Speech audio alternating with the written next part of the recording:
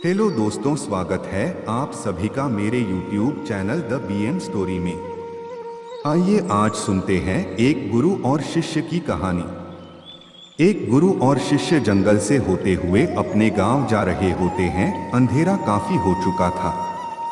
शिष्य ने अपने गुरु से कहा कि गुरु की काफी रात हो चुकी है, अगर आप कहे तो आज की रात यही आसपास के किसी गांव में गुजार ले। गुरु जी ने अपना सर हिलाया और वो आसपास के गांव में एक छोटे से घर के पास जाकर रुके। अब जैसे ही वहां गए तो गुरुजी के शिष्य ने दरवाजा ठकठकाया। उस घर से एक गरीब आदमी बाहर आया तो गुरुजी ने बोला, हम अपने गांव जा रहे थे, लेकिन काफी रात होने के वजह से हमने इसी गांव में रुकने को सोचा। क्या हम आज रात आपके यहाँ रुक सकते हैं? गरीब आदमी बोला, हाँ क्यों नहीं, आप दोनों अंदर आ जाइए। अब जैसे ही गुरुजी अंदर गए उन्होंने देखा कि उस आदमी के घर में बहुत ज्यादा गरीबी थी। गुरुजी ने उससे पूछा कि आपका क्या करते हो? वह गरीब आदमी बोला कि मेरे पास बहुत सारी जमीन है। तो गुरुजी ने बोला, अगर तुम्हारे पास बहुत सारी जमीन है तो इस तरह से क्यों रह रहे हो? वह आदमी बोला, यह किसी काम की नहीं है। गांव वाले बोलते हैं कि ये बंजर जमीन है, यहाँ पर कुछ भी नहीं उगाई जा सकती है और वहाँ फसल उगाना बहुत बड़ी बेवकूफ़ी है।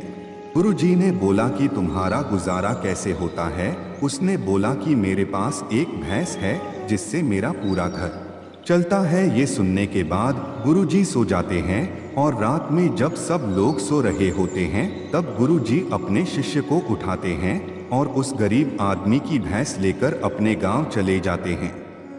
शिष्य अपने गुरु से पूछता है कि गुरुजी, कहीं आप ये गलत तो नहीं कर रहे हैं? उस गरीब आदमी की रोजी रोटी इसी भैंस की वजह से चलती है।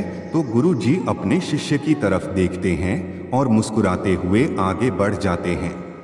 उस बात को तकरीबन 10 साल गुजर जाती है और जो गुरु का शिष्य था वह बहुत बड़ा गुरु बन चुका था। तो एक दिन उन्हें उस गरीब आदमी की याद आती है कि मेरे गुरु ने उस आदमी के साथ अच्छा नहीं किया था, मुझे एक बार चलकर देखना चाहिए कि वह आदमी अब किस परिस्थिति में है। वह शिष्य उस गांव की तरफ जाता है और वहां जैसे ही पहुंचता है तो वह देखता है कि जहां पर उस गरीब आदमी का झोपड़ा था वहां पर एक बड़ा ही आलीशान महल बन चुका था और उस झोपड़ी के बाहर जो बंजर जमीन थी उस पर फल और फूलों के बगीचे थे। तभी उधर से उस घर का मालिक आता है। शिष्य उसे पहचान लेता है और उस आदमी को बोलता है, तुमने मुझे पहचाना? मैं अपने गुरुजी के साथ आया था, हमने एक रात के लिए आपके यहाँ रुके भी थे। वह आदमी उसे पहचान लेता है और बोलता है कि उस रात में आप कहाँ चले गए थे?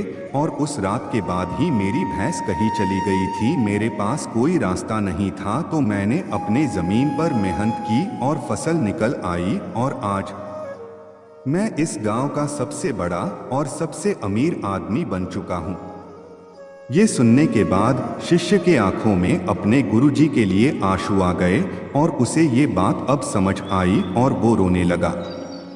इस कहानी से हमें ये सीख मिलती है कि हमारे अंदर ऐसी बहुत सी टैलेंट छुपी हुई है, लेकिन हमें कोई ना कोई चीज़ रुका कर रखी है। वो आपके फैमिली वाले भी हो सकते हैं, आपको जॉब भी हो सकती है, कुछ और भी हो सकता है।